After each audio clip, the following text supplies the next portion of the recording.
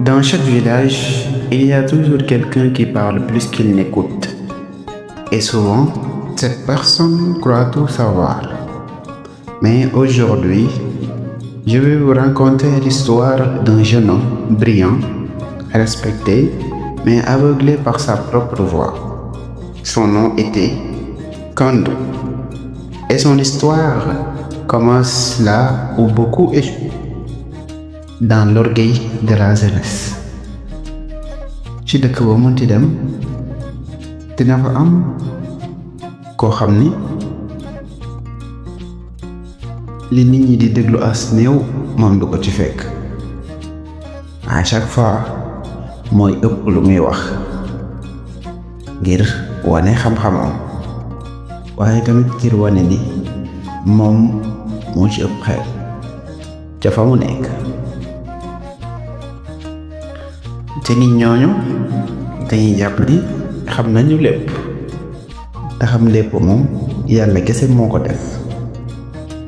moo tax nag ci suñu histoire tey ñu bëgg leen nettali benn histoire boo xam ni benn xale bu góor la bu muusoon, waaye tamit bu ñëpp respecté, mais lenn kese moo ko yàggal mooy boppam kese la gëmoon. maanaam keneen ko dul moom lu mu wax du ko gëm. kooku nag di wuyoo ci turu Kandou nekkoon xale boo xam ni moom daal jàppoon na ni fa mu nekkoon ca dëkk ba moo fa ëpp xam-xam, ba tax na loolu yóbbul woon ko ci rëy koo xam ni mënul woon nangu kenn wax ko mu def wala mu nangu xalaatu kenn. C'est pourquoi on a décidé de vous raconter son histoire.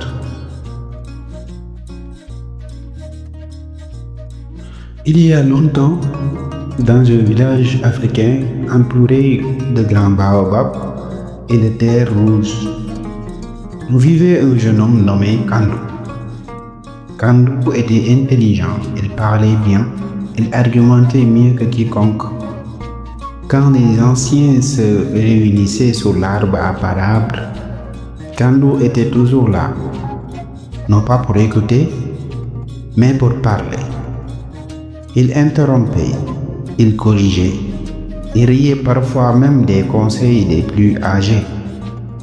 Les temps ont changé, disait-il.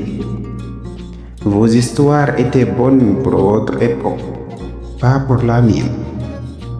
Mais ce que Kandou ignorait, c'est que la sagesse ne se mesure pas à la vitesse des mots, mais à la profondeur du silence. ca benn village amoon na fa benn ndaw bu ñu daan Kandou, nekkoon ko muus loolu, waaye lii ca tam mooy Kandou daawul déglu mag. nekkoon na nag koo xam ni lépp lu mu daan wax da koy teg fu leer nañ, nga xam ni képp ku muy waxal su waxee ba pare doo am loo ci teg, ndax mën wax bu ko yàlla mayoo.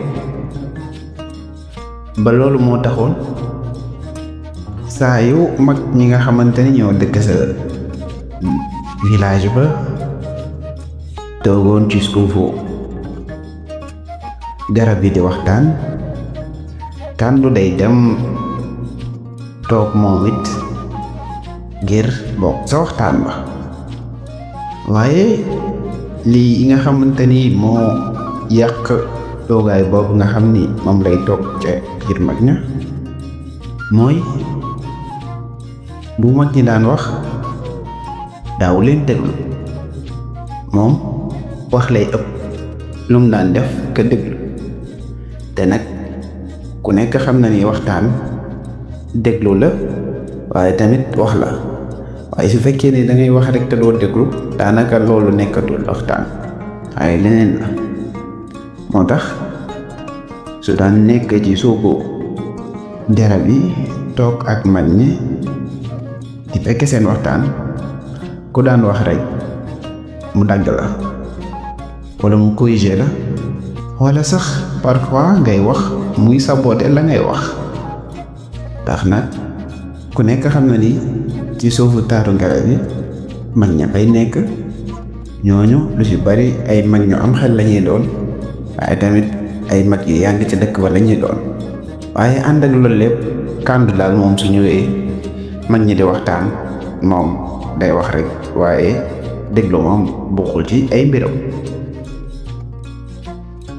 li ko waraloon nag mooy moom saa yu ñëwee déglu mag ñi di wax dana leen yéen wax yi ngeen di wax ñun dañ ko dépassé, ñun tollatuñ foo xam ni li ngeen di wax nii mën nañ ko def, ndax histoire yi ngeen di wax bokkul ak histoire yi nga xamante ni moo war a méngoo ak suñuy jamonoy tey.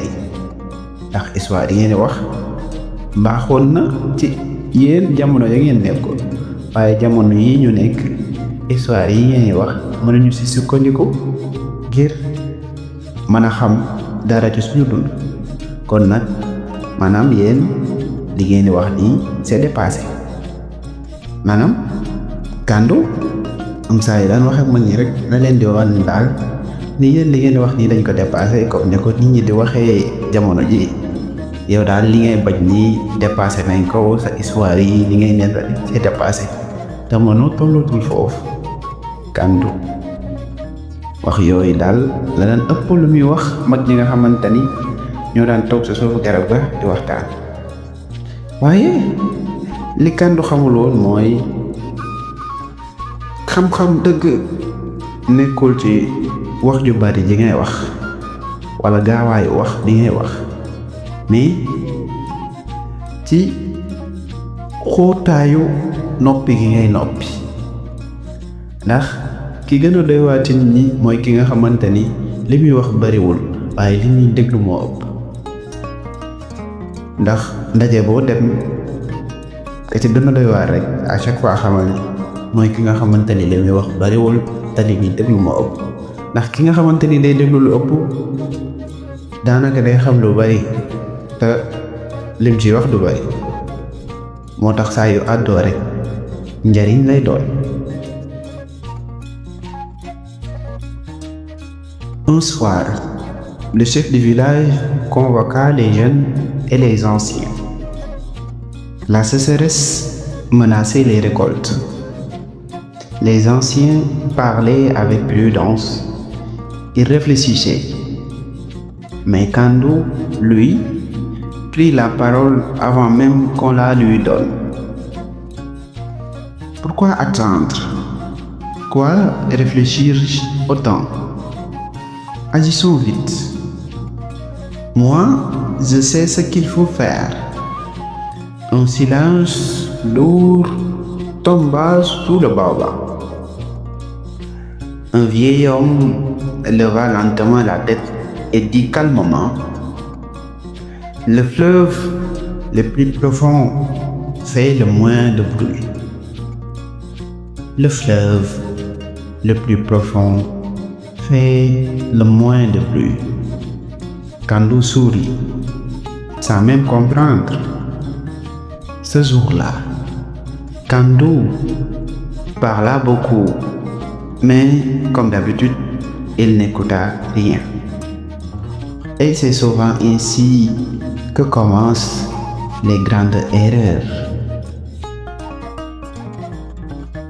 Gannaaw ba Kandou boobu nga xam ni amoon na benn ngoon, kooke nga xam ni moo jiite village boobu nga xam ni fa la Kandou nekk,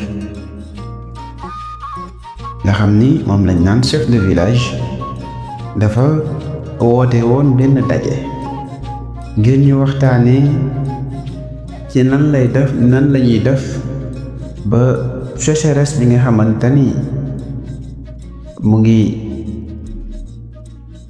nekk ci village bi di leen waaja yoot ñu daal ci sàkk pexe maanaam yàquteem gàncax gi mooy sécheresse loo xam ni day yàq gàncax gi ba nga xam ne garab yëpp daal dund dañu war a dundee duñ ko dundee wala sax mën nañoo bañ a dund. bi daje boobu amee mag ña ca dëkk ba am ñëpp toog ku nekk di xalaat ci xelam di ko defee ci façon boo xam ni bu dal la ngir mën a am saafara ci loolu nga xam ni mooy yoot seen dëkkuwaay boobu di seen village. waaye Kàndu mi nga xam ni moom léppam da ko farax-faraxi amul tey dara moom daal pour moom dañuy ñëw rek commencé rek solution génn. moom bi nit ñi nekkee di toog di xalaat di jéem a xóotal seen xalaat moom daal dafa ñëw rek daal ni mais ñun lan lañuy xaar lan moo tax ñu war a nekk fii di xalaat bu bari bi yëpp nañu jëf dara bo ci lu gaaw ndax lii kat duñu xaar ndax man mi xam naa lan lañ war a def ba nga xamante ni lii di ñu yoot di waaj a yàq seen gàncax gi lu ko mën a yàq. bi Kàndu waxee loolu ca daje ba pare ci la benn mag ca mbooloo ma daal di jóg ekkati boppam daal ni ko dex yi gën a yëpp li ñuy yëngatu du bari waaye dex yi nga xamante ni seen xóotaay des na rek ñoo fi nekk di yëngu bu bari. loolu nag nekk wax yu xóot yoo xam ne xalaat mooy tax nga xam lan lay wundu waaye soo melee ni Kàndu nag duñ la wax rek doo si sax xalaat mais yow li nga jot a xalaat rek ndax am na ñoo xam ni buñ lay déglu duñ la déglu ngir mën la comprendre xam li ngay wax waaye duñ lay déglu ngir mën laa tontu moo tax booy waxtaan ak ñoom wala ngay jëf ak ñoom daanaka doo ci amee lu la neex ndax xamuñu luñ naan écoute active. moo tax bi mag mi daanelee ci la Kàndu reetaan te comprendre lul sax nag li nga xamante ni loolu la mag bi di wax bi mu naan ko dex bu la gën a xóot moo la gën a néew ay yëngu-yëngu. loolu yëpp Kàndu xamul ci dara waaye moom daal reetaan na yëngalu boppam continuer ay waxam. jour boobu ca daje boobu Kàndu nag moom moomee woon wax bi di wax rek di wax te dégluwul kenn. moom daal ay waxam la jàppoon ni mooy wax yi gën waaye wax keneen ku dul moom nekkul wax boo xam ni bu xelu la. Quelques jours plus tard, le village suivit en partie les idées de Kàndu. Les décisions furent prises trop vite. Les champs ne furent pas préparés correctement. Les pluies arrivèrent, mais les récoltes furent faibles. Dans le village, certains murmuraient: peut-être que nous aurions dû écouter davantage les anciens. Mais Kàndu, lui, se défendait encore. Ce n'est pas ma faute. Le destin en a décidé ainsi. Tant, au fond de lui, une petite voix commençait à murmurer.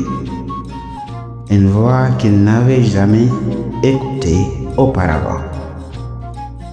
gannaaw bañ doxalee ay bés lenn ci xalaat yi nga xamante ni Kàndu joxe woon nañ ko ngir ñu mën a jàmmaarloo ak loole yi nga xam ni moo bëggoon a yàq seen gàncax gi, waaye tamit mën leen a tere ñu am nawet bu baax. yooyu xalaat am na yoo xam ni waa dëkk ba jotoon nañ ko def, mooy xalaat yi nga xamante ni Kàndu moo ko joxe woon. waaye lii nga xamante ni moo ci am mooy tool ya nga xamante ni dañu waroon a bay, nañ ko waroon a préparer waaj ko ba nga xam ni xalaatu Kàndu yi buñ ko ci jëfee dinañ ci mën a am lañ bëgg. nañ ko waroon a defee préparer loolee nga xam ni mooy tool ya defee wuñu ko. moo tax nag loolu yi nga xam ni mooy xalaatu Kàndu yi ba ko waa dëkk ba jëfee la ñu bëggoon amuñu ko. ndax nag bi taw bi wàccee li nga xamante ni waroon nañ ko am muy ci seen mbay amuñu ko, ndax lañ mujjoon a am ci mbay wi dafa tuuti torop buñ ko tëkkalee ak li nga xamante ni moom lañ doon séentu.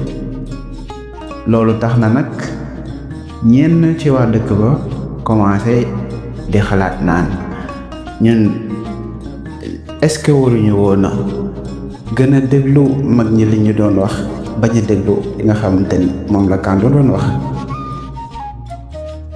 ci noonu Kàndu moom it commencé di seetal boppam daan ne man de li ma xalaat laa wax. su fekkee ni li ma xalaat nag def nañ ko waaye baaxul, mooy yàlla moo ko dogalee nii waaye du ci man, du samay xalaat moo baaxul waaye yàlla moo bëggoon lii am. ndax moom comme ni ngeen ko xamee moom du daal a bokk si ñi nga xamante ni ak lu mënta xew du daal. ndax kat ba nit ñi di xalaat di xool lan la ñuy xalaatee xalaat bu gën a xóot ngir mën a am ay saafara ci loolu nga xam ne mooy seen nawet, moom daa ñëw rek wax li nekk ci xelam sama mu nekk fa di xalaat yenn xalaat yu guddi. moo tax nag buñ defee ci lenn ci xalaat yi nga xamante ni moom la joxe woon te li ñu bëggoon awuñu ko, ñu commencé nag di jeexi jaaxa ci dogal boobu nga xam ne moom lañ jëloon ci topp xalaatu Kàndu yi. waaye moom nag làmmiñam dam wóoy ci poosam, bu ko waaye wax rek dina la tontu ndax moom tontukat la. moo tax nag ku ko wax rek mu ni la yàlla moo ko dogalee nii waaye lu samay xalaat moo woon.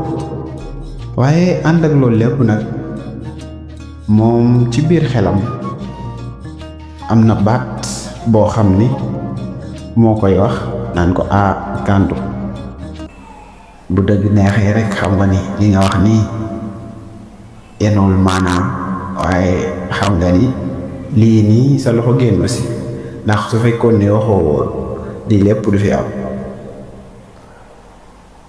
nekk baat boo xam ni ku nekk am na ko, mooy sa voix intérieure, voix bi nga xamante ni quel que soit li ngay def dina ñëw ni la yow diwkat lii ngay def nii xam nga ni baaxul. waaye nag yu si bari su ñun bu ñuy def loo xam ne baaxul voix intérieure boobu di wax ak ñun duñ ko faale. Kàndu nag di ko loolu digtalee mu xam ni dëgg-dëgg lii ñii dal waa dëkk bi moom am na ci part responsabilité, waaye nag nanguwu ko fësal ndax moom nanguwul defet. Cette nuit-là, Kàndu dormit mal. Les paroles du vieil homme lui revenaient sans cesse. Le fleuve le plus profond fait le moins de bruit. Le fleuve le plus profond fait le moins de bruit. pour la première fois et se poser une question simple, mais dangereuse. Et si je parlais trop? Et si je n'écoutais pas assez? La leçon qu'on pourrait apprendre de cet premier épisode est la suivante. Celui qui parle trop n'entend pas la sagesse arriver. En Afrique, on dit la bouche qui sait écouter vaut plus que la langue qui sait parler.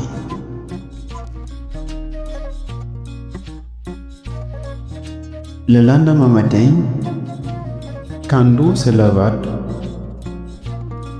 plus tôt que d'habitude. Il marcha seul jusqu'au grand baobab, sans savoir que cette journée allait changer toute sa vie. Merci d'avoir regardé ce premier épisode.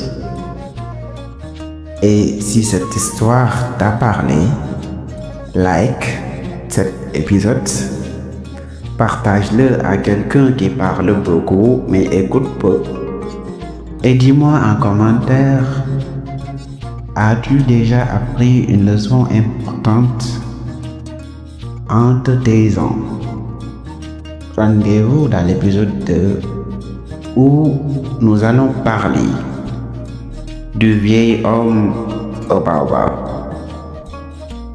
Gannaaw ba loolu lépp jàllee, waa dëkk ba commencé di wax naan waroon ñoo déglu mag ñi lu ëpp que li ñu déglu Kandou, ndax nag Kandou bi xalaat yi mu joxe buñ ko jëfee gis nañ ni kat amul dara lu baax lu ñu indil. ci noonu Kandou nag bi mu demee këram ba tëdd guddi googu nelaw yamu nelaw dara baaxut, ndax ay cauchemar la fanaanee def, maanaam ay nelaw yoo xam ne dangay xalaat loo xam ne dalay tiital lool. ndax guddi googu kàddu ya nga xam ni mag ma waxoon na ko ca pénc ma ba ñu nekkee di daje mooy ni ko dex yi nga xam ni ñoo gën a xóot seen bruit bariwul, waaye dex yi nga xam ni seen xóotaay soriwul ñoo ëpp ay yëngu-yëngu. loolu moo tax pour la première fois Kandou tëdd di xalaat nag ci boppam, di laaj boppam naan man est-ce que du li may wax dafa bay, waaye tamit est-ce que du li may ñàkk a déglu tamit tuutiwul. ndax nag li ko waa dëkk bi di wax ay tamit li mu gis nii moo am keroog bi nga xamante ni joxe na ay xalaatam te ku doon wax daaw la faale, gis na ni kat bi ko waa dëkk ba defee baaxul te moom xam na ni laale na ci ak xalaat yi moom moo ko joxe woon. loolu moo tax nag li ñu mën a jàngee ci premier épisode histoire Kandou bi mooy xam-xam tànk yaa ngi wax lu bari rek doo ko gaaw am, ndax nag en Afrique dañuy wax naan gémmiñ bi nga xamante ni moo ëpp lu muy déglu moo ëpp solo que làmmiñ bi nga xam ni wax rek la mën. gémmiñ bi nga xam ni day déglu moo ëpp solo làmmiñ bi nga xam ni wax rek la woon déglu du ko def te loolu nag ku nekk xam na ni kàndu loolu moo jikkoom. moo tax nag ba mu tëddee ba ci ëllëg sa kàndu dafa yeewu teel ca njël ndax nag avant li nga xamante ni jot na ko arrivé ca jour boobu noonu daawul teel a yeewu waaye nag li nga xam ne daf ko dal yàq ay nelawam tax na mu teel a jóg doxantu jëm ca garab ga nga xam ni mooy guyu dëkk ba. waaye li nga xam ni kàndu xamu ko woon mooy jour boobu nga xam ni teel na ko jóg waaye tamit di dox dem ca garabu dëkk boobu jour boobu mooy jour bi nga xam ni dundam bi yëpp ci lay changé. lan moo war a changé dundinu kàndu ak ca taatu guy googu mu jëm lan moo ko koy fekk ku ko bëgg a xam topp ñu ci épisode 2 bi lu yàggul dara. te nag su fekkee ne histoire bi am na lu mu la jàngal yow ñu ngi lay ñaan nga aimé vidéo bi waaye tamit nga partagé ko koo xam ni waxam bari na te li muy déglu du bari. waaye tamit nga wax ñu ci commentaire lan la déglu jàngal dinañu sawar torop ci tontu leen waaye tamit ngir partager ak yéen li nga xamante ni mooy seen xalaat. ñu ngi leen di jox dig daje ci épisode 2 bi kon nag bu leen fàtte abonné ba beneen yoon ci épisode 2 bi incha allah.